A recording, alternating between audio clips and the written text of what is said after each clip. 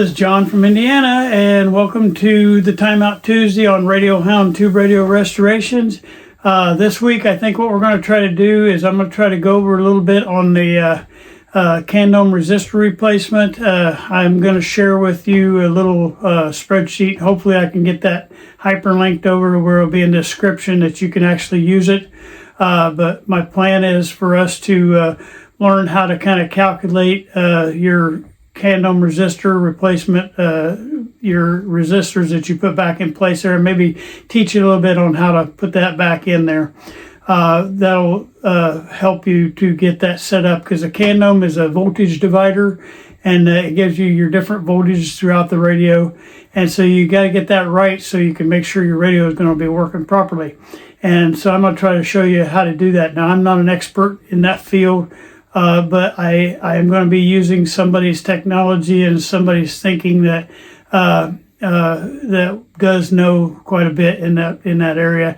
And I've studied under him, and I'm going to mention his name during the video. But you hang in there, and you'll get to see what we do. And I'll try to make sure that you can look at one of his videos too. Hopefully I can share that video into my description also.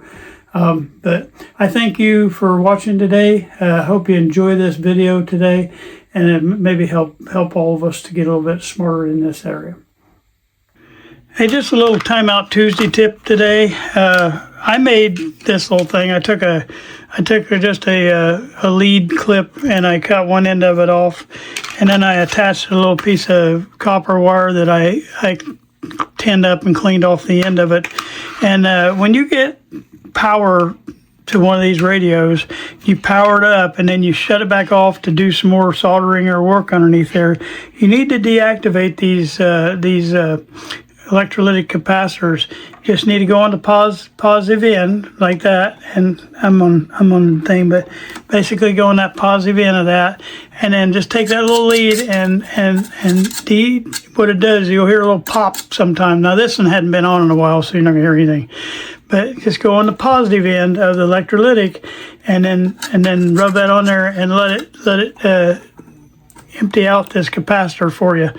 But that's, you just find out which end's positive and click on, and it just takes you a couple seconds to save you from getting shocked real bad. These things hold voltage even when the power's off, and they will slowly drain out. But why not just go ahead and clean it off? Because if you're turning it on, fixing something, turn it off, fixing something, turn it back on, turn it off, back on. Each time you need to try to clean that voltage out of those electrolytics that's in there, the black ones, and that'll save you a really bad shock someday. Because trust me, ask me how I know. All right, that's just a little Timeout Tuesday tech tip, and I've probably got a couple more that I want to go over. All right, another Timeout Tuesday tech tip. I was on the phone with one of our viewers, and his name is Steven, but he's a nice guy. He's working on a similar Zenith. He's working on 8S661. There's the model number for somewhere. But not down there. Okay, there it is. Anyway, him and I were dealing with this issue, just trying to confirm where, put new electrolytics in. Somebody had already been in there, done a lot of stuff, and moved stuff around. It just made it a little more confusing. And so we were trying to get these electrolytics put back in. Now, these electrolytics went in similar to the one that we just did on the 567. But what's different is this one don't have the Candohm right here. Normally you would bring all this up right here this is the positive side, and that's the negative side. Positive side, negative side of the two main electrolytics. These are 20 microfarad electrolytics. Well, anyway, the negative side goes over here, but where do you attach all that to? Well, what makes it even more confusing, on the actual original electrolytic, there are two negatives coming off of that electrolytic. There's two positives. There's 4 pins under there. There's two positives, and then there's two negatives. And it makes you think, well, those two negatives go two different places, right? Well, in this case, no, they don't. I don't know, what I don't know for sure is if those things maybe connect internally, or if they connect somewhere down the line on the thing. But if you look at everything is connected to this negative rail. This is what you call a B minus rail, and I'm going to tip you over a little bit down this way, but all the way down through this rail, there is stuff coming back, and it's coming back to a certain spot. Okay, and they all meet up here. Also, the stuff that comes up here, all this stuff meets up here. All these resistors meet up here, and everybody meets right at this point right here. Okay, and what is everybody trying to do? Well, everybody's trying to get to ground, and this is a return rail. This is the B minus rail. You go out to B plus. I told you on previous videos how power gets out here to these plates, but it has to come back somewhere, and it comes back on this B minus rail. Well, when it comes back on that B minus rail, it has to go to ground somewhere. Okay, so on that B minus rail that's coming across right here, all that stuff has to go somewhere. It's going to have two ways out. It's going to have to go through this resistor right here, this capacitor right here, or this resistor right here. And so the other thing that confuses you, because you got two negative terminals on there, you think because this line that's right here is not there. There's just a negative terminal here and a negative terminal here on that original electrolytic. But that line is there. It's just connected somewhere, okay? So what you have to do, though, is realize that everything you see out here, everything, all like this resistor, let's just take, if nothing else was here, this resistor right here comes down, and it has to go in one of these two places right here, okay? Now let's take one of these resistors. This resistor goes through that resistor, and then it comes down, and it has to go to one of those two places to get the ground. This resistor comes up, comes over and down, has to go to one of the two places. This resistor coming off of this cathode has to go down and has to go out to one of these two places. And if you went all the way down through there, all these different wires to connect on, if you add that all up, how many wires that is, you're going to have, like, if all these connect in one spot, because these two do connect together. So that tells you everything connects to these points, because even this point, that point, and that point are all the same place electrically. This point right here is the same place electrically as that point. All these points down through here is the same place electrically. The two ends of these, the negatives, is the same place electrically. So that tells you right there that they're all actually connected together. Now, if you have all them wires coming out of one point right here, let's say we have it connected, and it all has just one terminal on the bottom of this capacitor, the old capacitor they had that had the multi-section capacitor. You wouldn't have room to get all these 8 or 10 wires on that one thing, so they put it on two. And like I say, my guess, I don't have the radio in front of me or anything, but my guess is that probably is connecting somewhere down the line. They have a wire coming off of one of them. I think he said one of these had 4 wires coming off, and one or 2 or 3. And so somewhere down the line of one of them wires, they do cross over and make the connection between these two. Bottom line is, I just want you to get this. This is from my schematic series. I told you, no matter how far across the radio you go, if there's nothing in between, there's nothing in between all these dots. All these dots is coming down through here, are coming all the way from because there's a wire coming here off the center tap too, but all these are just dots. And until you run into something, all those are the same place. You can put them all on one terminal and then end up going out the things. You could just have this coming off that same terminal, have both of these two going to ground. They could be coming off that same terminal too. But you can't do that physically because it's too many things. So then you have to jumper across and bring it down to ground to where you have maybe 4 on each side, and then have those two jumper together. Bottom line is, I think that's why they did that here. I think that's just for convenience sake. They had 2 negatives come out, but sometimes when you see, because most of the time you'll have just 2 positives coming in and 1 negative wire coming out, 1 black wire, 2 yellow wires coming in and 1 black coming out. Well, this one has multiple blacks coming out, and that's why, because they had to make room for all this stuff to fit. But it's all right here at this point, the same place electrically. It's all heading to that ground right there. And that's how they have that B minus rail set up. And normally it would be coming back to a Candohm. This one don't have the Candohm. And they use a lot of these resistor bank to make their voltage divider, because that's all a Candohm is a voltage divider. And so just a little bit of a tech tip for you guys, and hope that'll help you. Thank you.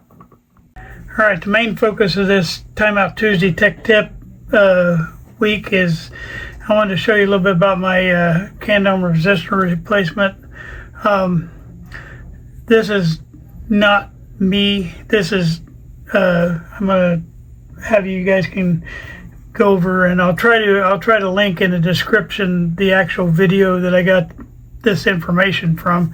Now, if there's something wrong with it, this is on Resistor radios, and Don he's watching on here, so he can reach out and change me. But what I did is I just basically took what he had in that video and simplified it for me, so I could understand what I think is going on. I did this many years ago. I made this, so I've learned more since, and I was kind of studying on it to make sure.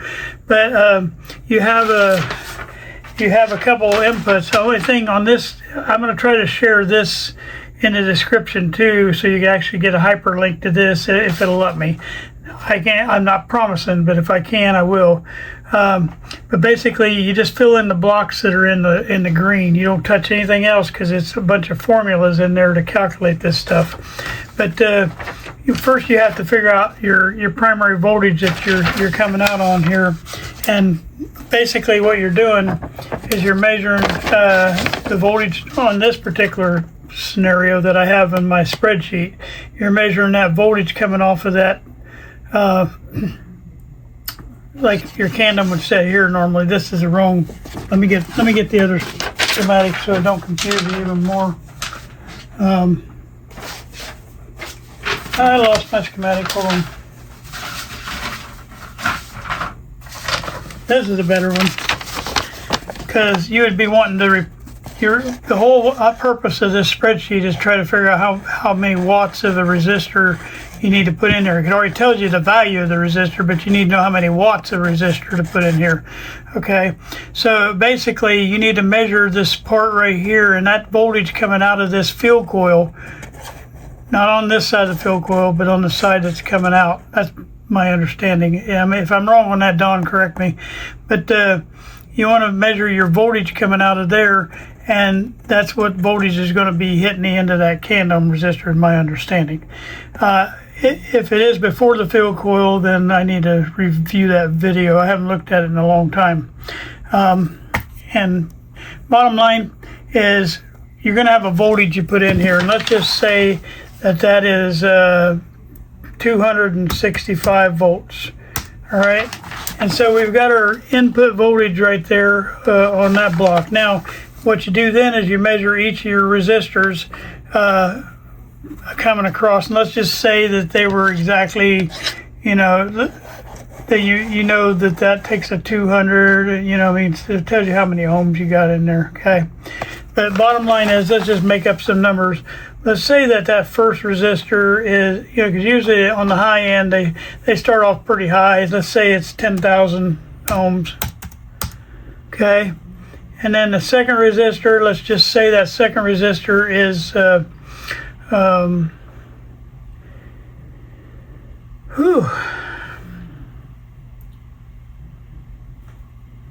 let's say it's 5,000 ohms.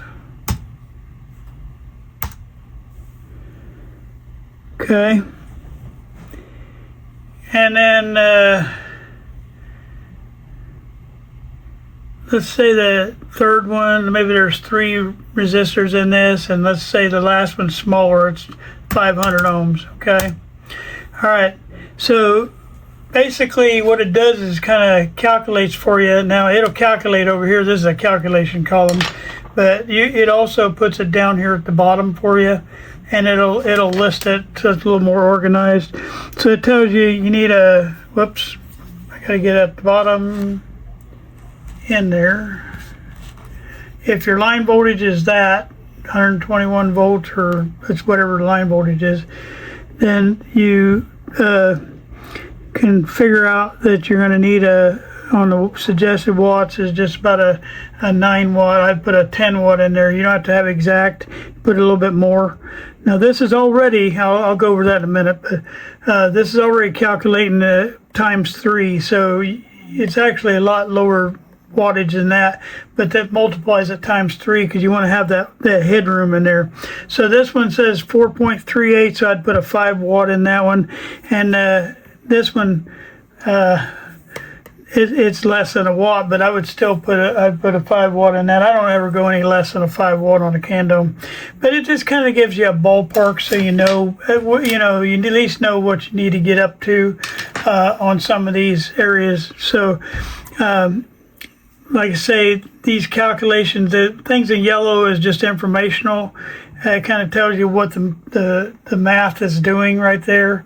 If you have more than one section, you have multiple sections, there's still 2 more sections there that you can add into this calculation. It tells you down here your resistance total of the whole Candohm resistor, and then it has another thing down here and gives you your current down there. So anyway, that kind of is an overall thing, and I don't use the right terms on here. This is for my stupid head. That's current times resistance, that's C, and I know it's under a whole different thing in the actual, but to me, I told you I wasn't going to use actual terms.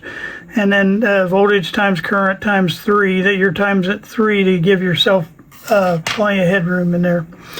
It's just a real quick little tool that I use, and I don't know if it's exactly right, but it's always worked for me. And I'm just sharing that with you, and like I say, I give Don permission to correct me, and I will publicly correct it on the next Timeout Tuesday if I'm wrong on this. But there's other things that go with this, and if you watch his full video, if you want to understand the theory behind all that, he has a very nice video on this, and like I say, I'll try to put that in the description. And I'll try to put this spreadsheet in there too, if it'll let me. That'll give you a couple things to do. Now, if there's something wrong with the spreadsheet, I'll re-hyperlink another spreadsheet that's corrected with the right thing, and I'll do another video on. I'll probably just do another video and put that hyperlink in there. But I'm trying to make it where you don't have to think that hard on how much, because you want to try to replace that, but you don't know how big of a resistor to put in there. Because there's nothing really tells you. I mean, when you look at that schematic, it don't tell you, okay, I'm going to replace that 200.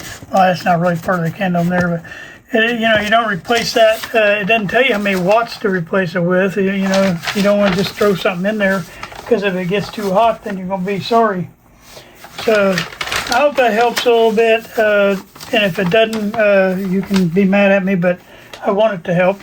All right, I thank you guys for watching today. I hope you enjoyed this, and just a few more little things to learn from. Thank you.